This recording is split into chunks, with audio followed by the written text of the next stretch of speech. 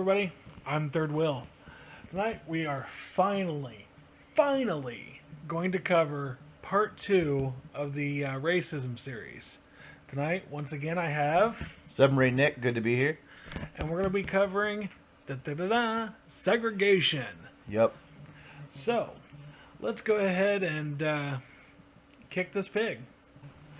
Okay, with this topic tonight, we're going to be, like I said, covering segregation.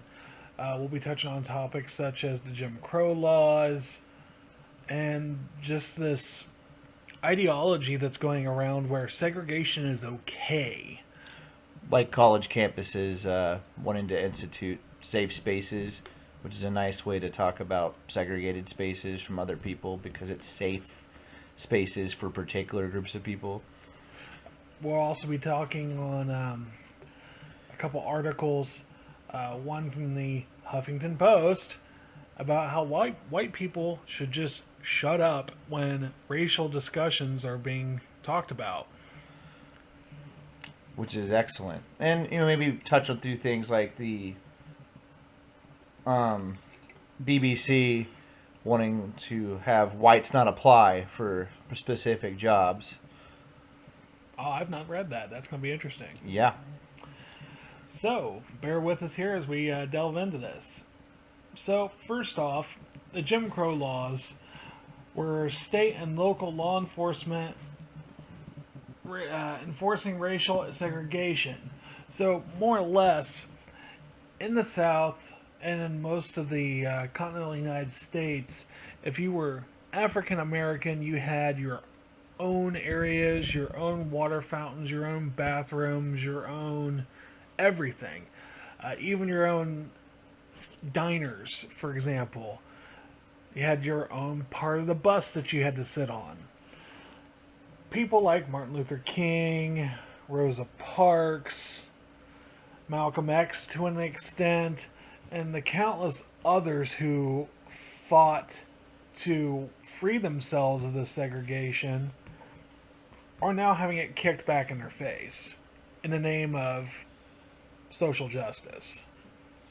Right. I mean, the idea is we should all be based on our merits, and based on our actions and the people we are. Obviously, not by the color of our skin, or gender, or sexual preference. But for some reason, there's been some kind of need, apparently, especially around college areas, with this idea that your culture is your identity and it must be maintained pure, unless you're white, because your culture is the weed that's choking out all the other cultures of the world. That's pretty accurate from everything I've read on the interwebs, uh, especially with the most recent presidential election and Oh yeah. Milo controversies, and just this whole nation as a whole is just going completely apeshit over stuff that's not even an issue. So let me throw something out to anybody interested. You should go check out thedemands.org. All right. Thedemands.org is a website that is dedicated to compiling We the Protesters from across the country.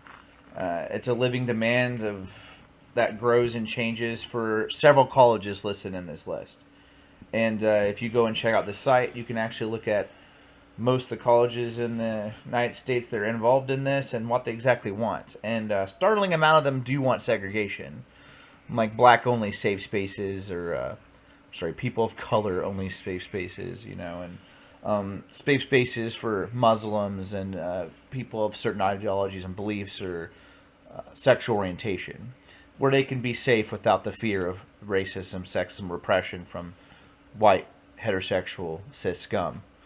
Yeah, so basically, they can be racist all they want in their safe spaces, but if you're white, then you're evil. Yeah, the list right now has 80 colleges, so, I mean, it's really interesting, and I encourage anyone to take a look. Obviously, there's a lot to go through in this, and I don't think we're going to do that in this video. But No.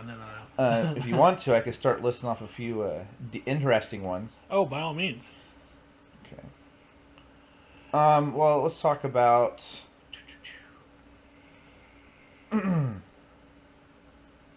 Okay, UCLA, right? Black students lack spaces where they feel safe in space and comfortable.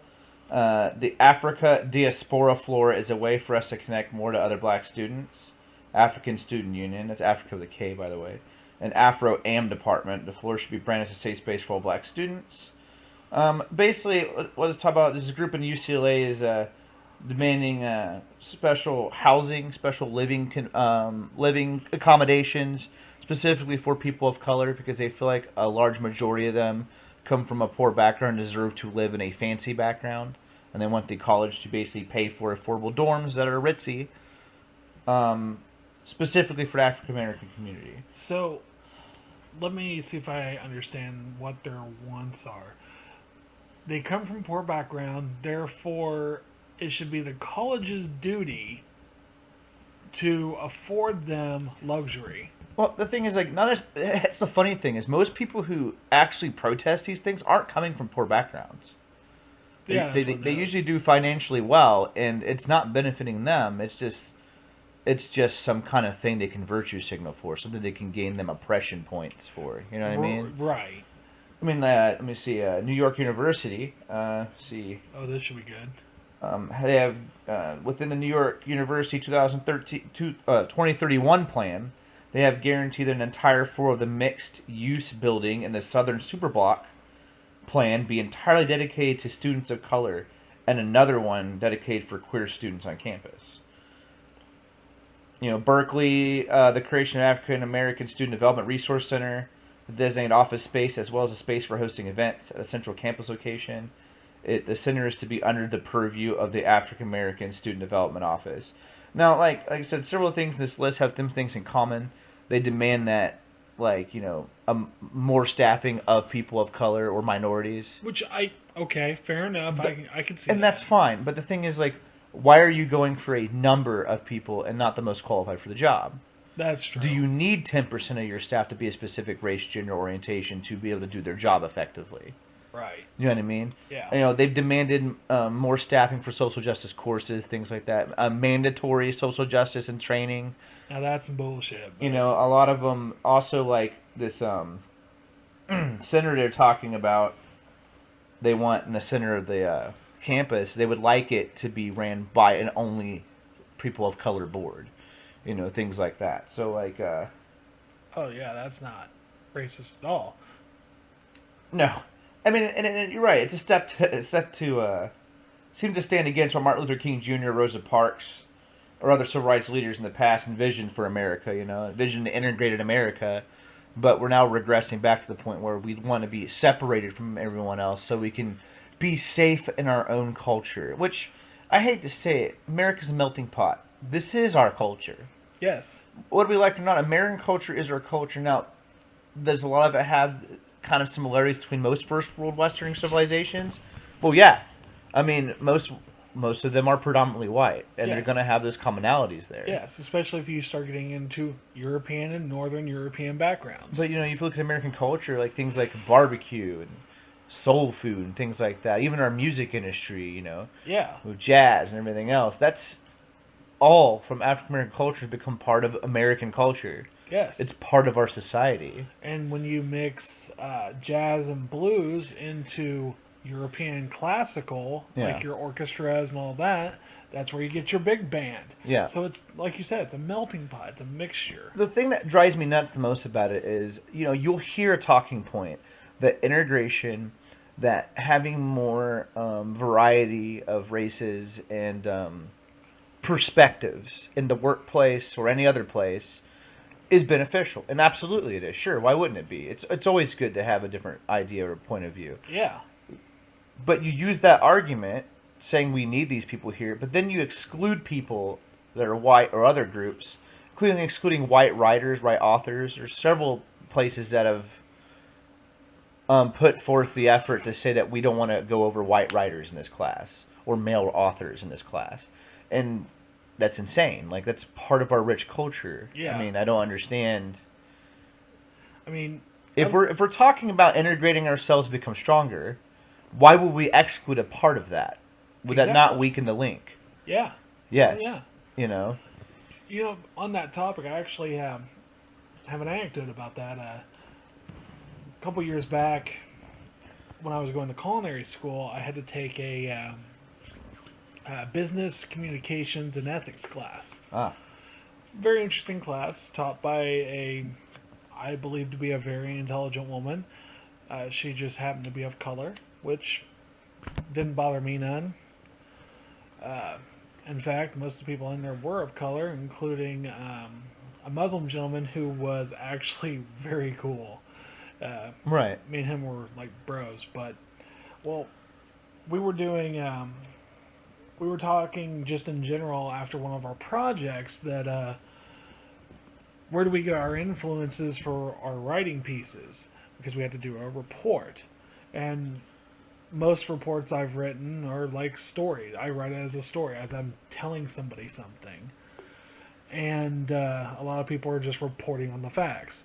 Well, my teacher asked me where I got my influences from, and I said, Stephen King, Anne Rice, Right. some of the other top authors of note. And she goes, "Well, I'm not real familiar with their works." But who? Come on, man. Who isn't familiar with Stephen King, for God's sake? Well, it gets worse Yeah. because that's what I even said. It was like, "Wow, come on now." Anne King, Rice, come on, like. they got 2 movies after her books, and Stephen King has like as many books as he's got movies. And many made-for-TV movies. Yeah, and sitcoms and series. Sure. So instead of just saying, that those don't appeal to me, Yeah. this lady who I consider to be intelligent said, "I don't read anybody who's not a black author." Why? That's what I asked her. I was like, why do you stunt yourself? She's like, "Well, I don't see it as stunting myself." I'm like, See, let me ask you something. If you're going to go to a library, right, and you pick up a book, right. it's a book you've never seen before. You just pick it up and start reading it. You see a name on it, whatever.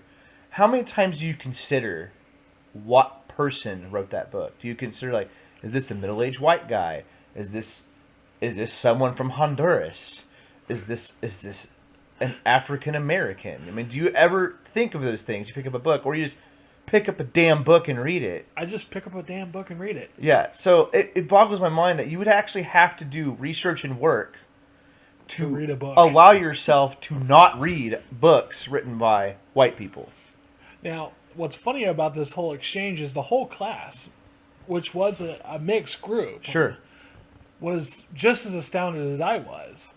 And most of the African American students in there were like, "Ma'am, that's kind of racist." And she's like, "It's not racist." Yes, it is.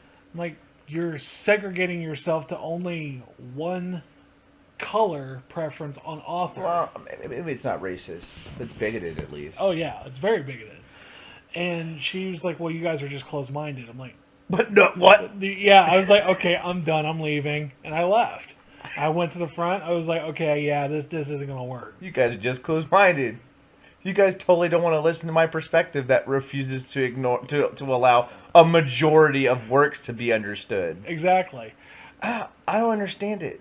Yeah, can't read Charles Dickens No. because he's white. Yeah. Can't read. What's another good one? Just had it on the tip of my tongue. And Hemingway. Nope. Though, who would really want to read Hemingway? I like Hemingway. There's a couple, but damn. But You can't read the arbiter and writer of our current and ongoing future, the Mr. Orwell. Orwell himself, who is literally apparently built the blueprints and started getting ready to mix the cement for the current generation to just make it the way it is. Well, he's actually Trump. Oh God. It's crazy because people want to think it's hyperbolic, but I constantly see things on a daily basis that if you wanted to, if you hooked up gear to where Orwell is lying in rest, you could probably power the East Coast off of the energy put off by the amount of speed he's spinning in his grave from the stuff I see all the time. Maybe that's what Doc Brown was talking about. Maybe he is the flux capacitor. Oh God. I just, it's crazy. You know? 1984 wasn't his title. That's the revolutions per I mean, minute. it's coming to the point where people are just want to be self-censored, and they want to have their media censored for them because they don't want to see anything that upsets them. And maybe it's part of a maybe. I know we're going way off tangent, but maybe it's because of the information age has untapped us with so much information. It's also allowed us to find people that think like us and isolate ourselves with those groups, and it's created. Perhaps it's our own undoing. It possibly is, because in the day, when people had something to say, there was very few forums they did it in. Well, you'd think it'd be different because look, like back in the day, like say in your community, it was all you had to talk about. Yeah, Yeah, so it would be a hive mind itself. It'd be its own echo chamber. right. So you'd think to be able to talk to anybody instantaneously. Well, back in those days, you had your speakeasies, Yeah. you had revivals, Yeah. and then you also had the man on the corner who Yeah. just got a soapbox, stood up on it, and just started spouting. Yeah. Now, nowadays, we'd look at that person and say it's crazy. Yeah. However, that's how it used to be done, and that's how things got spread. The thing that bothers me is when I look at the news anymore, and Alex Jones seems credible. That scares me. I mean, I think we have proved that we are turning the frogs gay. Yeah. But anyway, back on topic. So we're into talking of the political vein real quick. Yeah, just pop something up. So, though she didn't win, one of the people running for the DNC chair, a little delightful person. That's what, Yeah. delightful non-color chair. Boynton Brown said her role as a white person includes. Oh, in case you guys didn't know, Boynton Brown was running for a DNC chair. She didn't get it, of course. That went to the Honorable Tom Perez. But she said, first of all, the DNC has to take knowledge and respect Black Lives Matter responding to urgent social and justice problems in our country. That her job is to listen and be a voice. And her job is to shut other white people down when they want to interrupt. And her job is to shut other white people down when they want to say, oh no, I'm not prejudiced. I'm a Democrat. I'm accepting. My job is to make sure that they have privilege. And until we shut our mouths and we listen to these people who don't, and we lift our people up so we all have equality in our country, they mean equity, not equaling out the playing field, not actual equal opportunity, which is what it should be, because we're the land of opportunity, right? Right. We are not going to break through this. This is not just rhetoric. This is a matter of life and death. Then she took a shot of her own state because she's from Idaho. From Idaho, we are so white, right? I have been reaching out, trying to connect to anybody of color I can find to be honest with me. I need schooling. I depend on you to do that so I could go to school after the other white people. So, what? Yeah. I mean, and the fact she was even in the running to be DNC chair just screams problems. Yeah. I mean, Tom Perez isn't much better. I mean, at least Tom Perez isn't saying crazy shit like that. Tom Perez is very much establishment. He very much was a good old boy of the Obama administration. It's kind of what you think the DNC would want to get away from. Right. Because it didn't work then, and what makes them think it's going to work now? But the point is, and what I'm trying to get to, this segregation mentality is even seeped into, politics to this extent. Yeah. This person's running for DNC chair, and she's literally saying, if you're white, shut your fucking face. Yeah. Shut your fucking face because we need schooled on our own privilege. Get out of here. Yeah. You're talking... A majority of our country is white. What are you doing? It's not privilege. It's like if you lived in Japan... It'd be like if you lived in Japan and be like, why aren't people respecting me for my whiteness in Japan? They should respect me and hold me up because everything here is Japanese. And everything here is Japanese-centric. And there's Japanese people all over the place. Well, that's because they're mostly Japanese there. Exactly. It's why. It's not because they hate you. It's Yeah. because that's what they're selling to. Because most people there would buy products for them. And honestly, in most cases, from what I've heard, if you are a American male and you go to Japan, depending if you go to more of the remote areas and not the touristy areas, you are treated as an outsider. Yeah. You are what's the term? Gaijin. Yes. And that BBC thing. I mean, this happened a way back. I mean, it happened. I believe May last year. But anyway, basically, a range of British Broadcasting Corporation television departments and programs were offering highly desirable paid internships, but white people were prohibited from applying for it. It's some kind of initiative they had of increasing their culturalism or what have you. But the point is, it's out and out segregation, and that's their public broadcasting service. They pay taxes to have that run specifically. Yeah. You're paying taxes for a group that's openly segregating against your race, even if you don't want to. Yeah.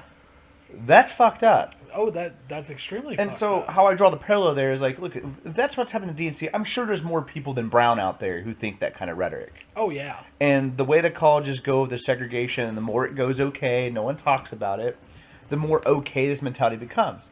These people grow up to become politicians. Yes, they do. And if we want to keep this divide going, I mean, that's the way to do it right there. Instead of us just knocking down our boundaries and not caring where you're from or what you do, we're so hyper focused on that it's a wedge. It's a wedge that will never get us up together. You know, like You are absolutely right. you know, like a cultural appropriation of like hairstyles and things like that, or like cultural appropriation of dressing up like a geisha and things like that. Well, big deal. Right. I mean, from what I've heard, that Japanese, in particular, love it when people use their culture. Yeah. Because it means their culture's catching on somewhere. That there's an interest in it. Yeah. If you want your culture to die, then damn people for using it. Right. You know what I mean? Like, would you know much about Native Americans if there wasn't so much cultural appropriation, quote unquote, of their stuff at this point? Exactly. You wouldn't. Yeah. You would know kind of what you knew at school and stuff. But other than that, a lot of their stories and heritage and everything, you wouldn't know anything about it. And you know, a funny add-on to that is in the early 1900s, Yeah. late 1800s, there was a famine in the Euros that led a lot of immigrants over here, a lot of refugees as well. Them being German, Dutch, and Irish. Mm. The movie Gangs of New York, Ah, such a good movie, dude. very good movie. One of my all-time favorites. I'm However, telling you, I love Leonardo DiCaprio. Yes. I have a man crush on that dude. Everything the dude's an amazing actor. since he's gotten older and he's no Oh, longer so yeah. good, dude. So that movie is actually taken from that time frame, and it takes that history of what was going on in New York and on the Eastern Seaboard. Yeah. In fact, Boston to this day is still highly Irish. So you look at what they have gone through, where in Boston, they would have their children taken away from them if at the smallest inkling of a problem, because they believed in hooligans and all this shit. Yeah. Was gonna street thugs, and that was the way for the state to try to cut down on crime. Yeah. And a lot of Kind of like the war on drugs is now. yes, It was originally used to break up hippies and civil rights movements. right, Let the government use a sledgehammer to just take their stuff. exactly. Yeah. So that's what happened to them. But look at the cultural appropriation with them. St. Patty's Day being one of them. Yeah, look, Lucky Charms, for fuck's sake. Yeah, Lucky Charms. I mean, how many assholes have Fighting Irish, man. Come on. Exactly. How many assholes have you seen walking around on March 17th wearing "Fight Me, I'm Irish" and Yeah. they look Sicilian as shit? Yep. I mean, come on. I've seen black guys doing it. I've seen Asian guys doing it. I've seen shit. feminists And doing who cares? it. It's fun. Yes. That's the thing about the Irish stuff. They don't give a shit. No, As long as you're not England. I guess.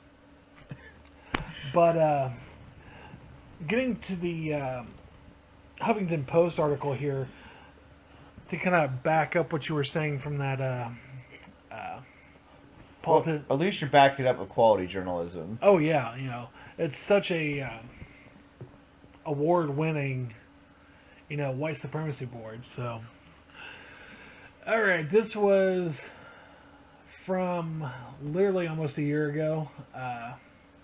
I found it somewhat recently, and it kind of Well, even though some of this stuff's out of date, it's still pretty true today. Not much has changed in this No. area. This article was, ironically enough, written by a white person. Well, And- that white guilt, though. Oh yeah, that white guilt, and written by a white person for us ignorant white people who don't know our own privileges. I'm ready to be learned up. So this is just a segment from it. I'm not going to read the whole thing just because it's so triggering that, wow, I may turn into Triggly Puff. Please don't. Yeah, because that's, no.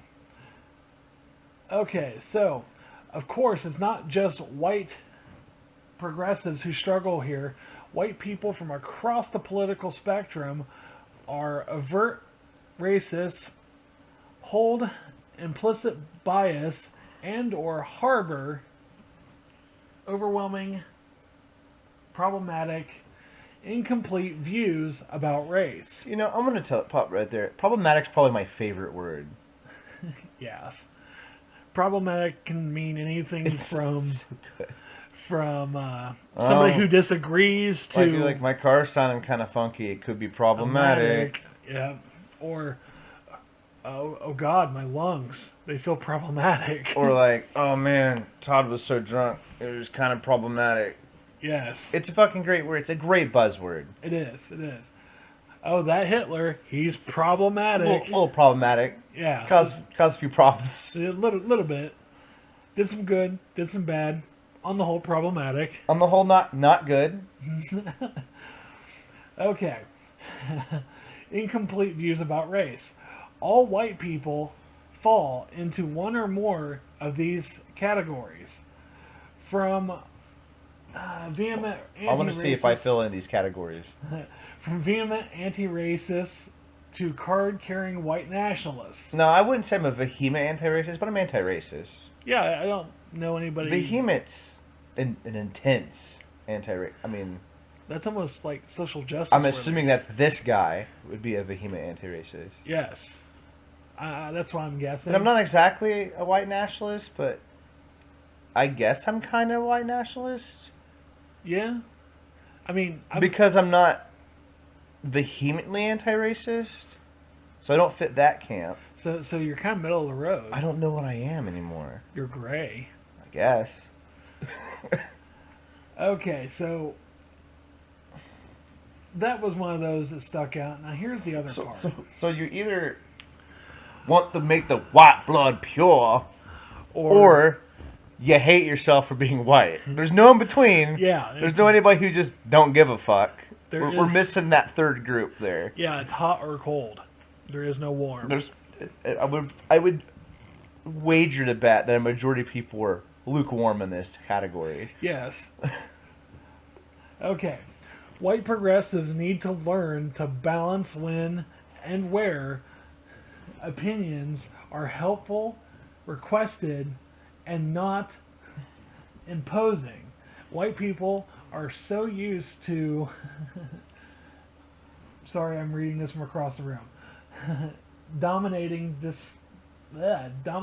discourses and concerning centering ourselves.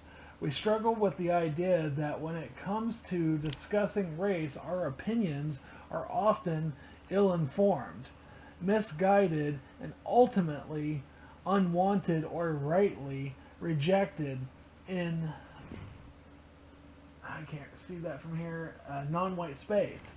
Indeed, white fragility makes it difficult for any white people to even consider our witness. I love the fact that white people are this indestructible monolith, but we're fragile at the same time. Yeah, And plus, I want to know what white space really is. yeah. Is this a white space? I mean, the room's white. Is it? Do we need more people of color in here to make this place a real household? I mean, I've got a black cat. We do. I've got a black cat, black couch. So basically, what I'm getting from that is, shut up and wait your turn to talk. Wait for us to pull your string to talk, because when you talk for us, you're hurting us. Yeah, Why? yeah. How would you like someone to treat you like that? Oh, yeah. It. What they don't seem to realize is they're going back to a reversed 1940s, 1950s America. See, the thing is, if you want to create nationalism and all right, this is the perfect way to do it. If you want to create racists, please Yes. actually start screwing people over for just being a person because of their skin color. That's Yeah. the way to do it right there. Oh, yeah. Because it's the thing. My whole life, I will tell you, I have never personally been in a situation where I've seen a woman or a man of any race or color shut down based on their race of color in any situation. Yes. I've seen them shut down for being ignorant Yes. or being ridiculous, Yeah. but not shut down for those reasons. Right. I just don't see where these people get off screaming at other people. I mean, I'm going to go out on a limb and use Triggly Puff as an example here. Why not? That's what she's there for. Yeah.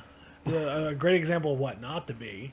But she, during a conversation or during a open forum debate, starts screaming about freedom of speech and how she's not being heard, when all she's doing is screaming to the point where nobody in the debate can actually do anything. So she's being heard, but she's screaming about not being heard. But we got a really good meme out of it. Oh, well, yeah. I'm not saying it wasn't hilarious, which it was. But, then you get Milo, who totally shut her down as soon as he was allowed to speak. Yeah. And that's coming from somebody who is gay and is Jewish. And a bunch of other things And a lot of other things. that we're not going to have time to get into right now. No. We'll lump them up and say troll, but still. Yeah, it's okay. We can call them that, I guess. But I think in the long and short of it is, segregation is not a good thing. No. It is not something that we should be striving for. We should be trying to teach our children. Yeah. I remember growing up in a mixed culture school in, multicultural class where everybody was taught Martin Luther King and Rosa Parks and them were arrested, beaten, sprayed with hoses, had dogs sicked on them. You know what? Interesting anecdote here. I think it was 3rd or 4th grade. I can't remember. In elementary school, and it was Martin Luther King Day, and we were supposed to write a personal story about a friend or someone we care about or know that was not white. That meant something to us. In Pendleton, where everybody was white. Yes. How'd that go? Oh, it's fine. Like, I knew someone to pick that I'm not going to say, and Right. that was a friend of mine, and I used them. So I didn't think anything of it. I was a kid. I was like, oh yeah, I totally know someone like that, and I wrote it down because you're a kid, and you're like, oh yeah, I can. This is easy. I can give this answer. But Yeah. when you get up older, I'm kind of like, why? Yeah. Like now I'm older, I'm like, why did I do that? Like, as a kid, I didn't think anything of it. I'm like, sure, why not? And it just goes to show that I wasn't innately racist, even though, unlike you, I grew up in a predominantly white, Yeah. society. I didn't think anything bad of these people. It comes down to culture and how you're raised. And, Because if you go to the filthiest, white, trashiest trailer park, yeah. you're going to see a mirror image of the most downtrodden ghetto. Yes, you are. You absolutely are. And I don't even think it necessarily comes down to the people you're raised around as much as it is your education. Yes. If you're poor and dumb, you're gonna do poor dumb things. Yeah. And unfortunately, that's a huge thing. That's a problem for a lot of these things. That Yeah. a lot of these groups are poor or at a disadvantaged position, and that's the result of that. Because it's a financial issue and an economic issue, Yeah, not an actual I racial think issue. if the media or the government actually gave a shit about us fixing race relations, it'd work on education. Yeah. Like really work on it. Oh yeah. Yeah. Exactly. And I'm not talking about like teaching people not to be racist and shit. No, just teaching people how to think. Yes. You know, like teaching people how to reason rational, how to fucking do math, sciences. You know, like so many people are just so poorly educated that they just believe this codswallop. They Yeah. believe it Yeah. because they finally get something to be special about. It doesn't require being smart, strong, or anything else. It just requires having the pass of your skin color, whatever it is. Yeah. And everyone wants an easy in. Yeah. I mean, hell, growing up, like, didn't you do any, like, you found something you liked or you thought was special about you or you liked a group of people Yeah. and there was something they did and you wanted to do that too to fit into that group? Yeah. It's the same thing. Yes. It's amazing that after all these centuries of psychology, you can break it down to this. As people grow up and mature, they become more like children. I can see that. I mean, you work in a factory, you see it probably almost on a daily. It's almost like a high school. It can be. And Yeah. some of the worst people about it are some of the eldest. Yeah. Well, that's because I think their give a fuck is gone. Well, that's true too. But I think wrapping this up, final thoughts here. The long and short of it is, as a culture, we do more if we work together and we come together As a society. as a society than if we segregate ourselves. Yeah. I mean, look at what happened to Japan. Japan, before World War II, in between 1900 and 1942, when they We've entered. been really hitting Japan today. Yeah, they're probably the most viable right now. Well, we could use North Korea. I mean, my God, look at North Korea. It's because you just love that anime, that's why. Well, yeah, otaku. But if you look at their cultures and how they were regressive and went back to sealing their borders and to the isolationists that really hurt them Yep.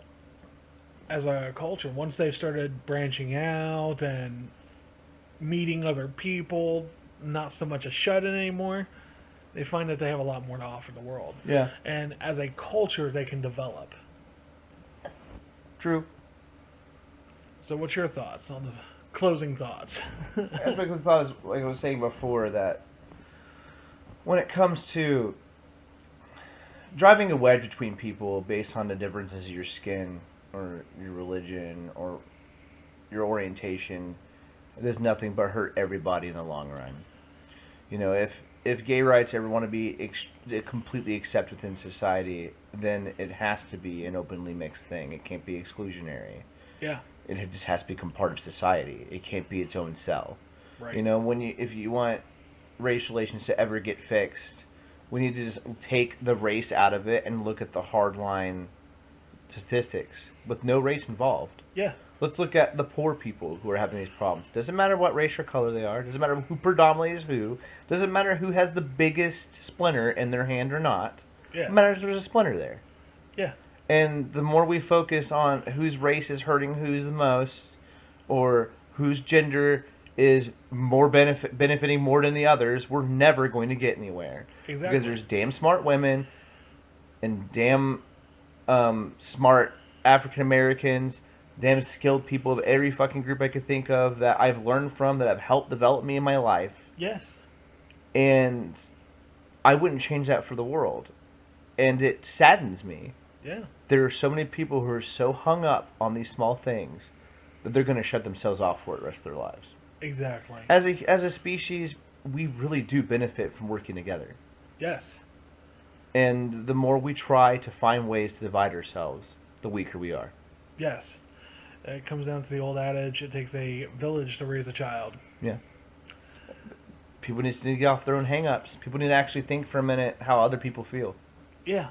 Comes down to the golden rule. Treat others as you would like to be treated. Yep, absolutely. If everyone had that mentality, we wouldn't have any problems. Yep. Well, less problems. Well, that's true. Well, as always, this is just our opinions on this. Your perspective. My humble perspective. If you guys agree, that's fine. Let us know. Like, comment, subscribe. Please, God, subscribe. If you don't agree, start a comment. Write a comment to me and Nick here, and we'll try our best to answer it. We're not going to censor ourselves. We're not going to hide behind YouTube or anything. We want to get our voices out there. We'll start a discussion because that's how we learn from each other. Right. Is through discussion. So, as always, I'm Third Will. And I'm Submarine Nick. It's good to have you on again, man. Thanks, man. Always a pleasure. And you guys have a good night.